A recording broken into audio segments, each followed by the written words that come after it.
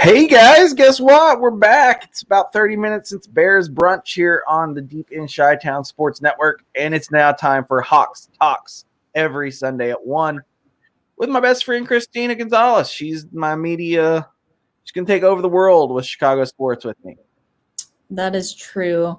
I'd say best friend's a strong term at this point. Let's go forward a little bit and we'll see if we can start throwing that term around. But I'd say we're solid friends, Chase. Solid friends? Okay. I just thought since we both talked about John Stamos that we were... I need to stop quoting Mean Girls so much. I always will use that John Stamos line. At the beginning of the movie, it's like, John Stamos once told her on a plane she was pretty. People that I met John Stamos on a plane and he told me I was pretty. I hardly ever get the reference, but then I have to be like, no, I didn't meet John Stamos. It's the Mean Girls reference. So. I think the John Stamos reference everybody mainly knows is Step Brothers.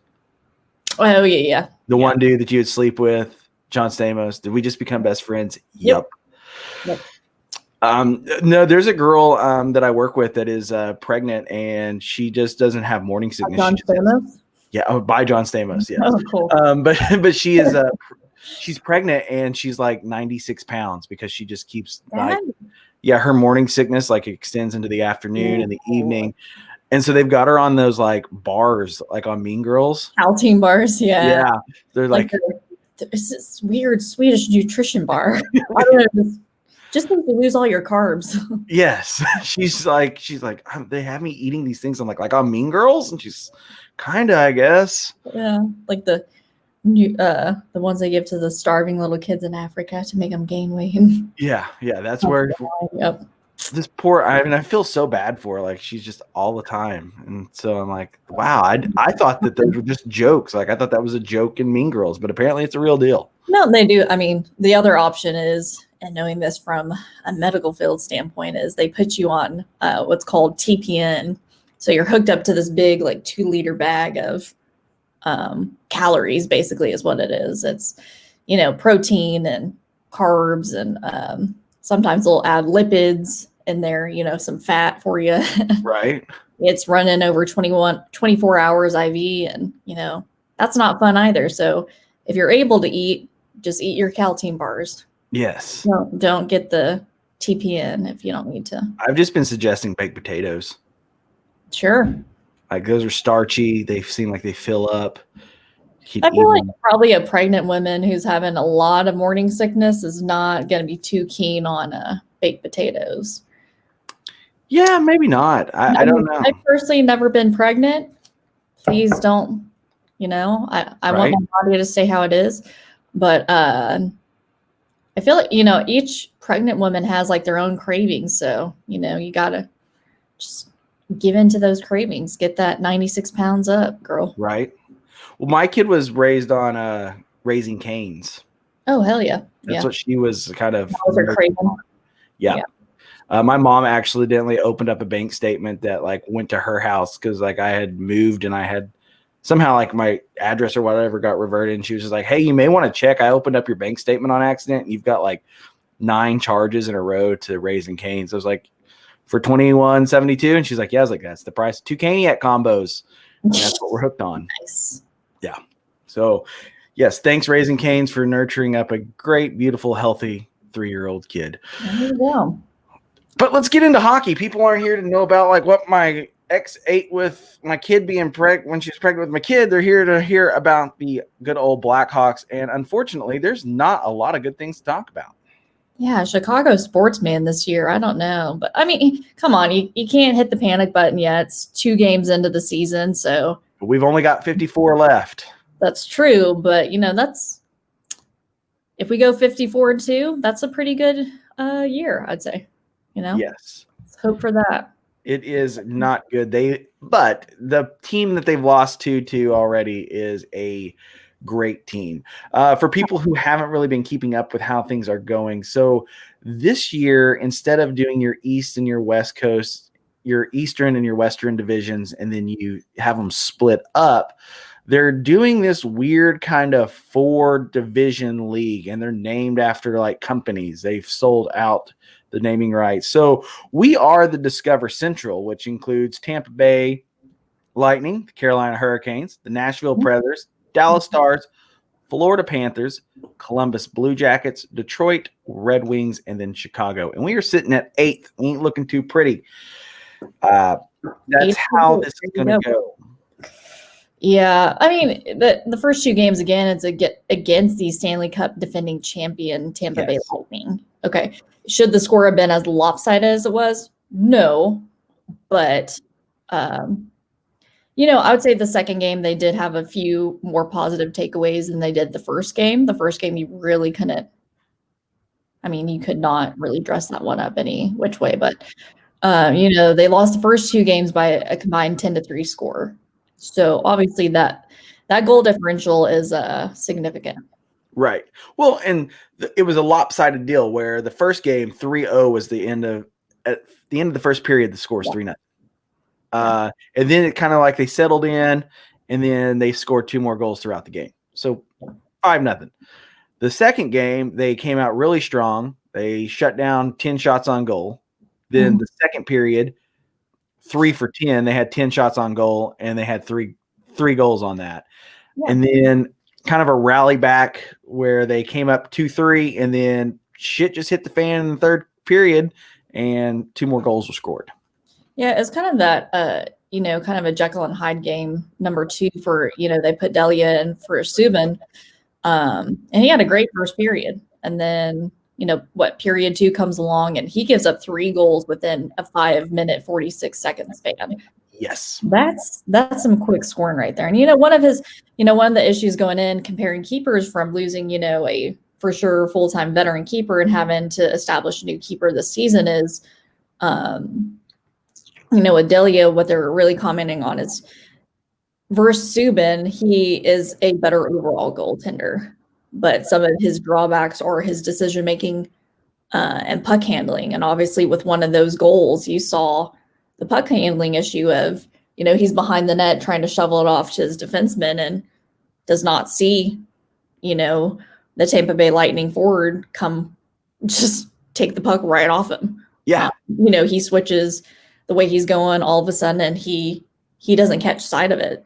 And, you know, as a goalkeeper, that's something you just cannot be aware of. You have to always, in that situation, when your back is to the rest of, you know, the rest of the playing field, you cannot not be aware of who's around you or who's coming. Right. And you would think there might be a little bit of some heads up by, you know, maybe a teammate. Hey, you got somebody behind you. Right.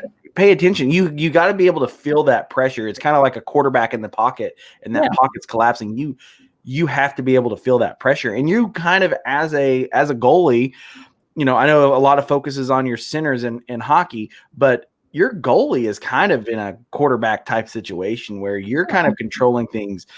You know, once it's time to kind of regroup and send the puck down and let's really push some offense here. You're kind of dictating that as things go out. I know the center as it moves down, it's not so much in the form of like baseball or football where, you know, your catcher is your kind of your quarterback on a baseball diamond, quarterback on football. But the goalie is, you know, that's your last line of defense. Yeah. And I noticed too, there's a little bit of some physicality to the defense, to the defensive guys on the lines for the Blackhawks. They're not small dudes.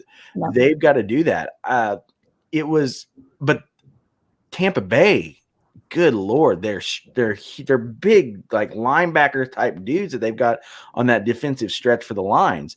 And they were really good on getting people into, you know, in front of the goal. And that's what they wanted to do the entire game was get screens set, get things set up to where they were in front of the goal at all times. If you watch, they were quicker. Yeah. They had that quick kind of first step coming across. And so they were able to get players in front of the Blackhawks net and in front of the goal. And it worked because, as you were saying, you know, Subban first game, one of his downfalls is he's not good at the rebound. No. And as a goaltender, if you cannot control a rebound, you basically might as well just give the puck back to the offense. Right. I And mean, that's what their defense is just very diligent about circling and clearing that puck. I mean, you're giving it back to the offensive players, like when they're pushing forward and pressuring you, and you're just giving them multiple opportunities. right. There's no reason for that. Like, you need to be able to control the rebound, and if you can't, I think that was the main reason they switched out Subban and Delia for the second game was that issue right there. Yeah. Now, do I think it's going to be one or the other for sure the rest of the season? No, probably not. I think there's probably going to be a lot of switching back and forth until one of them kind of hits a groove. But again, like, if you do not have solid goaltending, your season's shot. I mean, it doesn't matter how good the rest of your team is. Well, and that's the thing too, is that they're going to have to nail that position down quicker. I mean, sooner than later, and they need to do it quickly because of the way that this season, the way they're kind of doing this almost bubble type thing. You're only playing the teams in your division. Right. You never leave the division.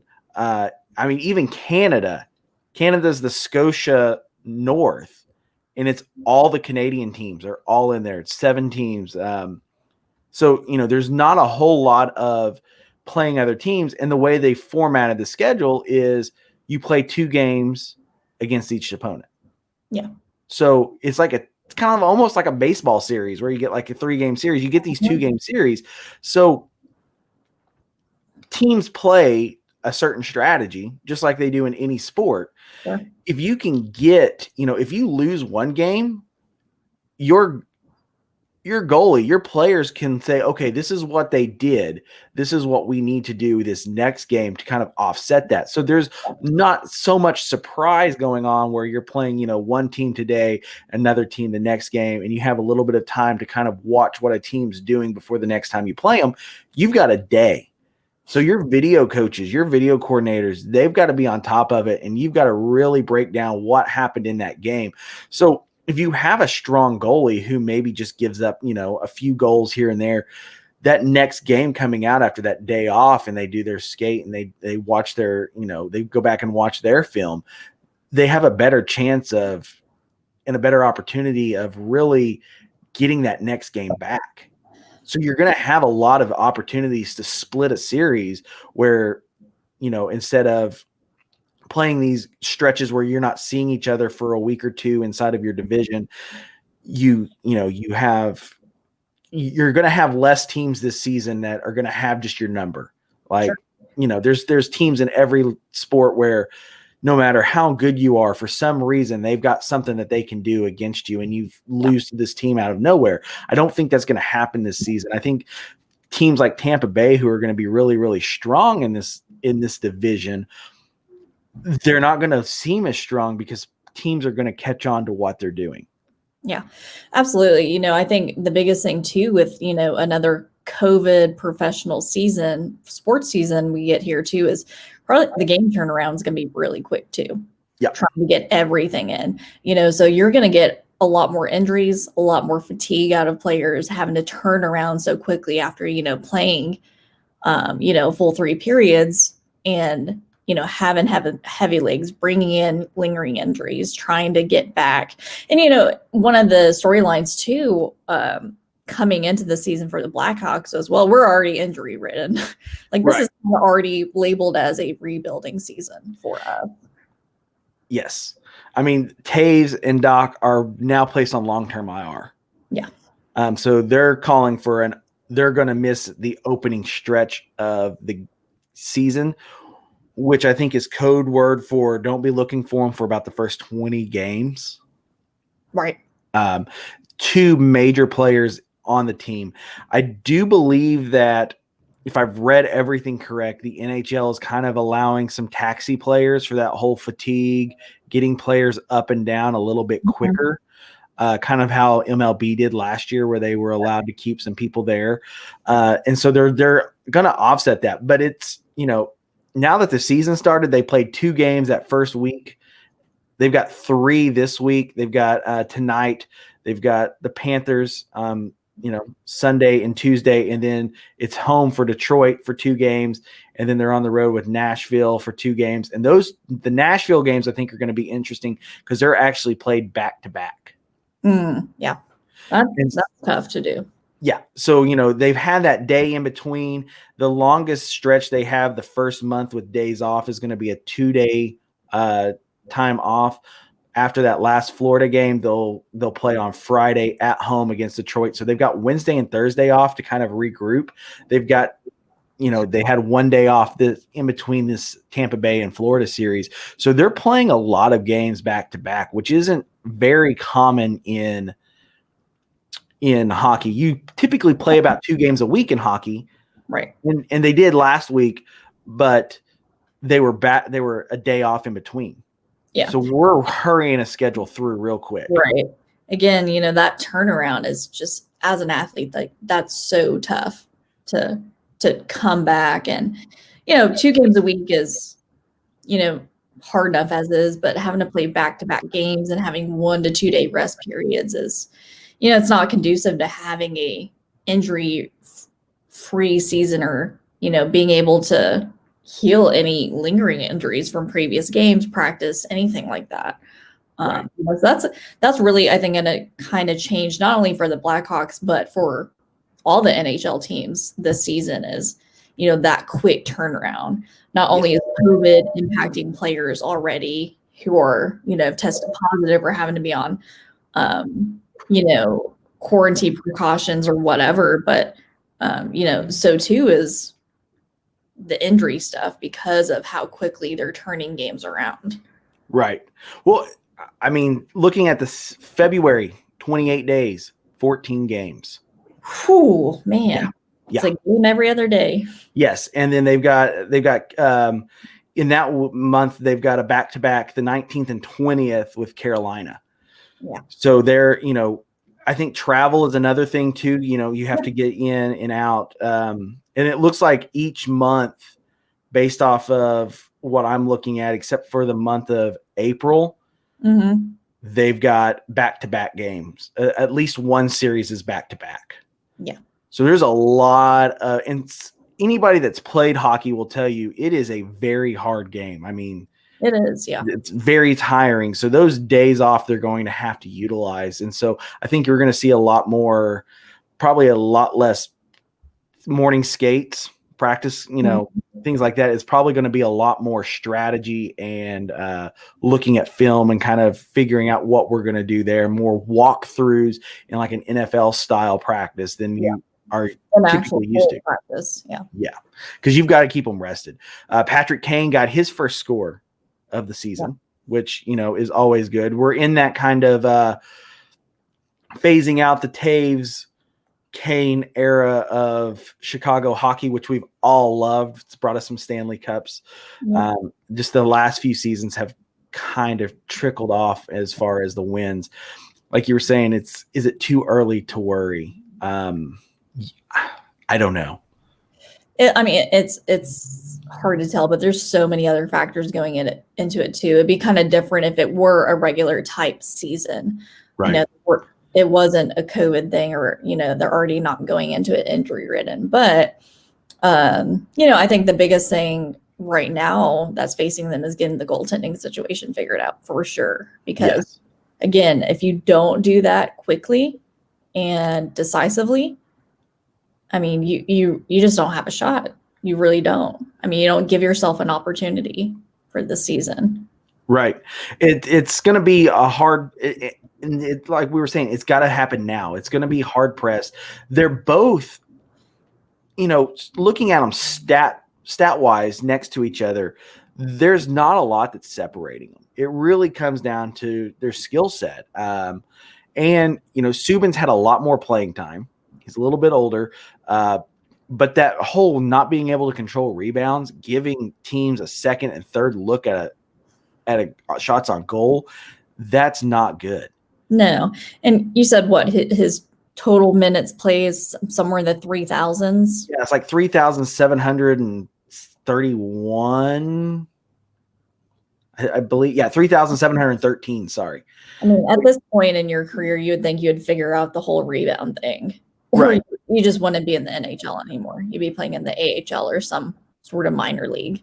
Yeah. You got he's 67 games under his belt, whereas Delia has 19 or so 18 games. But their percentages, and I know you have to go based off of, experience, based off of what they have played in their time on the ice. Their stats, there's not a whole lot of difference. I believe Subban's got a few extra spots where he's had a little bit better luck. Yeah, they're pretty comparable save percentage wise.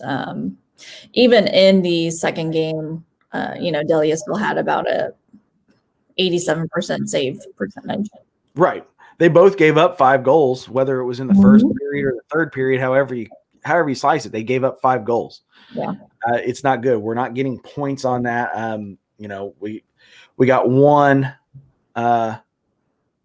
We got 1 goal the first game. We got 2 the second. So 3 goals out of 2 games is not going to get you very far.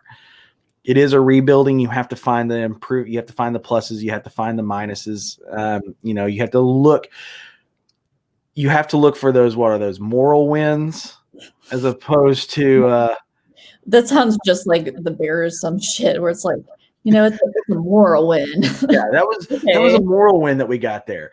So you have to look at that. What do you mean moral? There's no morals in that. Right. And you have to look, but you have to look for those things where you do. I mean, this early on, yeah, absolutely. Later down the stretch, if this is still the case, you really got to stop trying to, put lipstick on that pig and dress it up like, oh, let's take away no. Yeah. There's no moral win at that point. There's no, good little takeaways for it's done. But yeah, this early in the season, absolutely, you do need to try to motivate your team to say, you know what, okay, I know the goal differential in the first 2 games was 7 goals to, the defending champs, but second game, there was some vast improvements there. They had more shots on goal. They had more scoring opportunities. They had more high danger plays, at least. Maybe even for the future, a few young players, Kurashev made his debut. Yes. So he's a 21-year-old, so maybe a future, and they're looking at him either at the center position or even right wing too. So he's got some versatility there on the line for sure. Right. It's I think the talk about putting the lipstick on the pig. I think once this season really kind of gets to flow and we get Doc and we get Taves and we get those guys back, and things are still staying where we're at, I think we're going to see a lot of playing from a lot of youngsters. I think they're going to get a lot of the young guys out there and get them minutes and get them playing time, just so that even though it's considered a lost season or a wasted season, those guys can come in the next season feeling a little bit better. I mean, you don't waste the season on, the older guys. Yeah, right. That's and the people are going to come back next season, still be starters and be part of the organization. You get the young guys who are the future of the organization in there and get them some confidence, some minutes, some ice time, and let them start to develop too. They need that confidence. They need some practice with different lines and players too, to really be able to help the next season or following season. So right.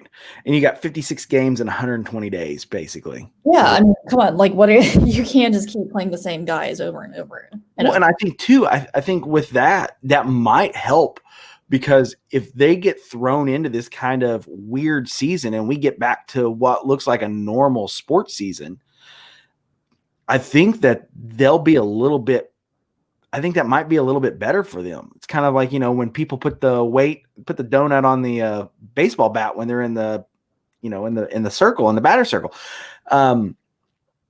It gives, and then you pull it off and you're like, oh, wow, okay, I can swing a slider. I can swing it better. It's a mindset of getting into faster things. Maybe that will be good for these younger players. They've played under a very high stress, high playing time.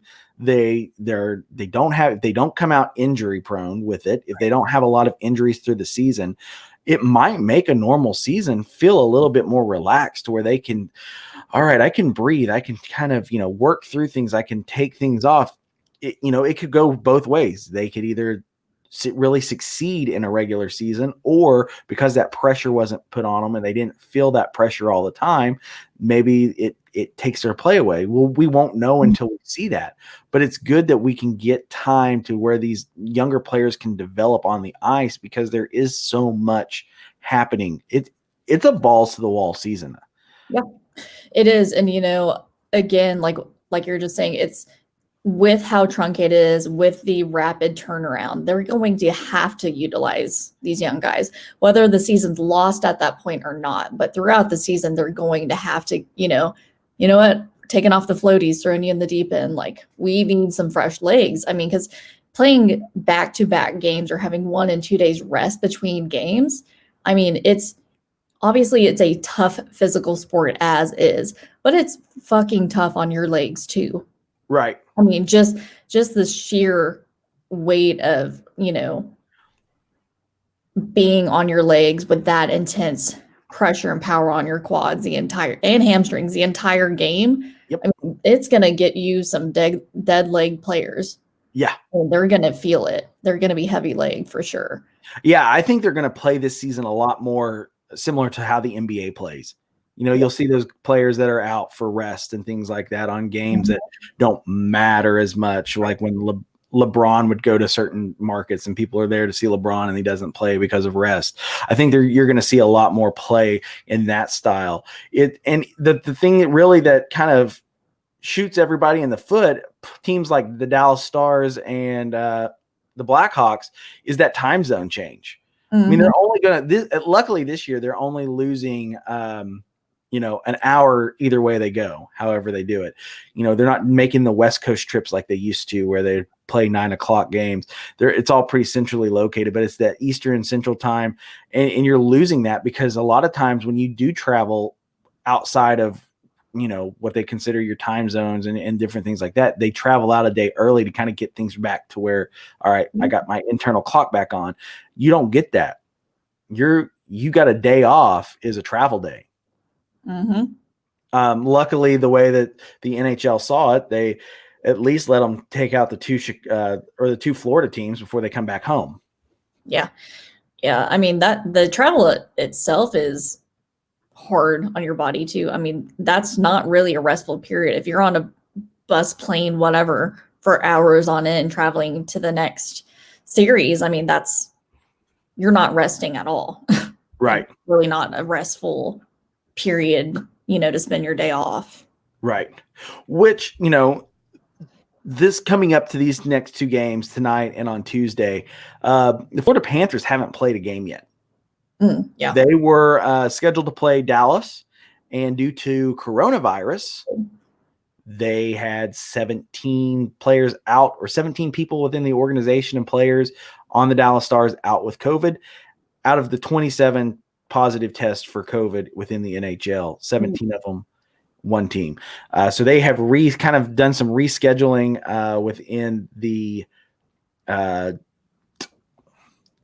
within their deal. I guess they're going to make those games up, but it's definitely going to be a fun season there. So Florida has nothing. We don't really have anything to go off with Florida. There was no preseason games. There wasn't anything like that. It was all in-house scrimmages.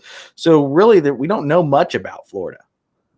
No, and that makes it a little bit, more difficult from a scouting perspective. I mean, what do you watch? Last season stuff, which could be vastly different, for this season, especially with how they're playing the season too. So you really kind of have no idea until you play that first game with how they've structured, the shortened season.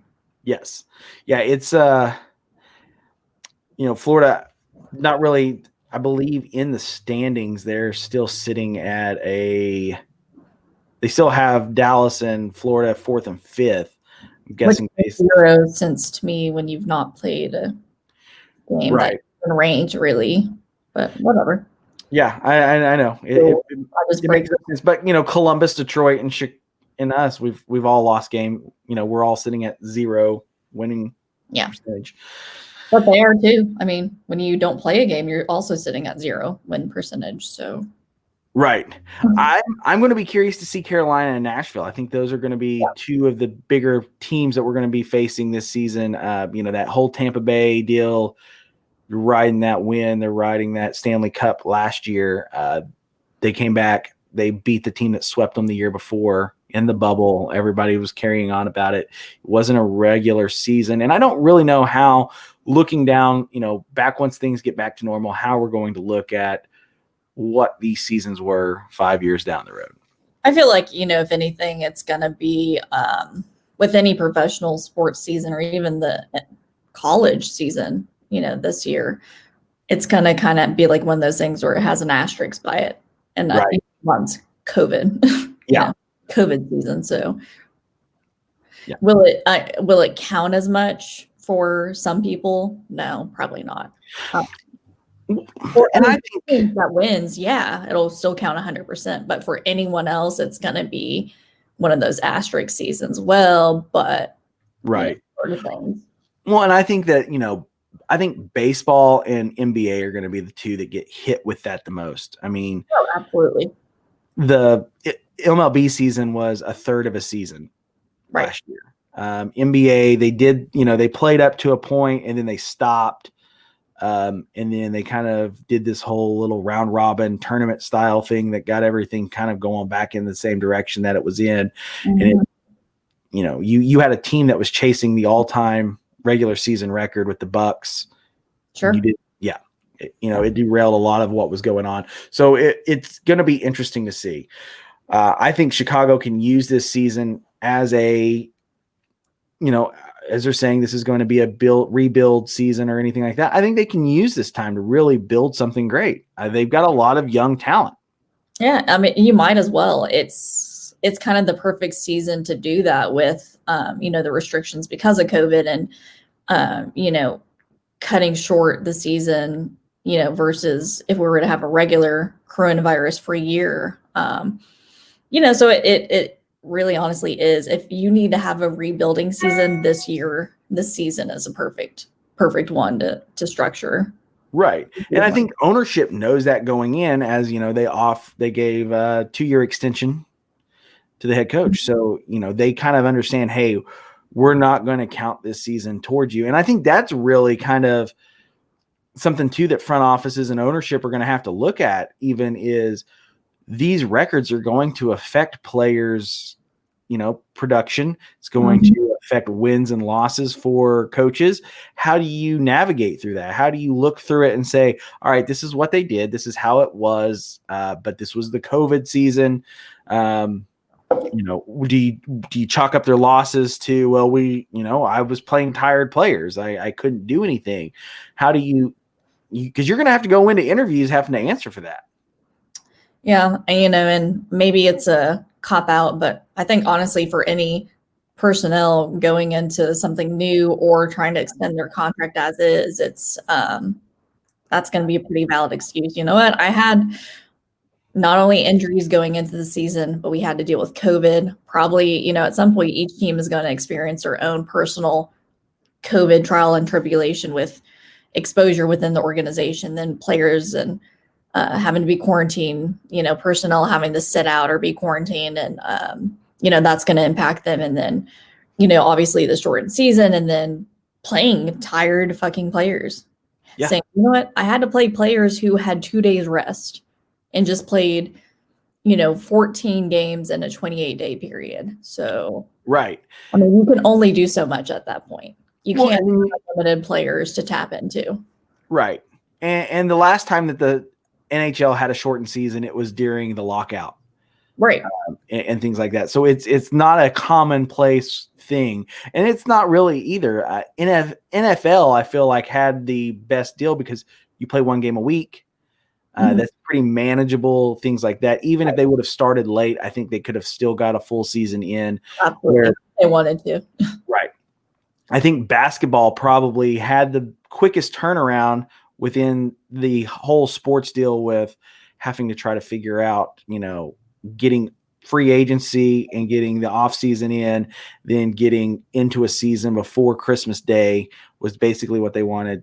NHL started about 2 weeks behind because they wanted that New Year's Day start. that's always a big hockey day. New Year's Day, they usually do the outdoor game, which they're going to play 2 outdoor games, I guess, in Lake Tahoe here in the next month. So that'll be a lot of fun. So we've got a lot to look forward to as far as growing. We keep an eye on that goaltending situation. I think that's really the big question. I don't think it's our big players going to come up for us or not. I think it's players are going to grow. Players are going to be developed this season. That goaltending situation has got to get figured out quick. Yeah, it does. I mean, that's obviously it's not offensively like a center position, but for your whole team, it's honestly the most important position to have security in. Yes, it is. And don't take the small wins, guys. That's what we're going to do here as well. Take the small wins. Take them with what we've got. Look for the positive in things. Try not to sugarcoat it. If it's bad, it's bad. But you've got to look at the development of the players, because we are at the end of an era. And it's going to start to the changing of the guard, if you will, is going to begin this season, it looks like. Yeah. And, each organization is going to go through that. At different time periods within their organization, they're going to have kind of the change of helm of, have the veteran players who served you for so long and who have really made up the face of the organization for their time span. And then, they get older, they retire, they are too injury prone to play at the same level. And you have to really hand the reins over to these younger guys, or, people who were serving on second, third, fourth line to, the first line guys. And, that's kind of where Chicago is right now, is looking at that sort of situation. And, again, it is really perfect timing with the sort of season they're going to have because of COVID. So, right. And it gives them time to work out different line configurations, find out who plays well with who's going to be able to back up here. How do you want to play this kind of style of game and what you're looking for? It gives them a little bit of trial and error time to kind of really nail something down for the next coming seasons. Yeah. And, especially when you start the first 2 games in a 7-goal deficit, not that you don't have anything to lose going forward, but you kind of still don't, again, because of other external circumstances within the organization itself, getting older players and trying to get these new guys in and get them some playing time. So, again, you can take the small wins where you can get them, but should you rest on that? No. I mean, again, if you end up losing, 40 out of the 54 games total, do you really have much to take small wins from? No, except that it was a shortened season. Yep. And that's it. That's more like the excuse you can use, but right. I mean, you gave some players some looks that may have not have had the opportunity in a regular season with, regular playoffs positioning and things like that. So exactly. It's crazy.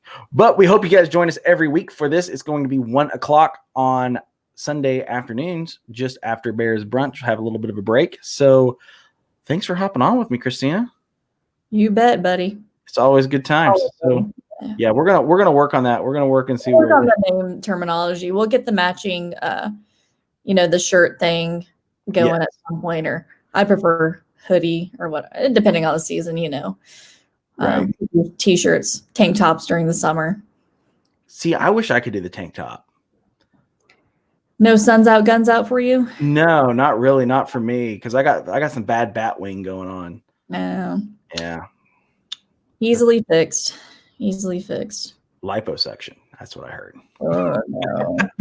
Not what I recommend. Okay, fine. I will listen to the doctor. She is the doctor, and she's here with me every Sunday for Bears Brunch and Hawks Talks.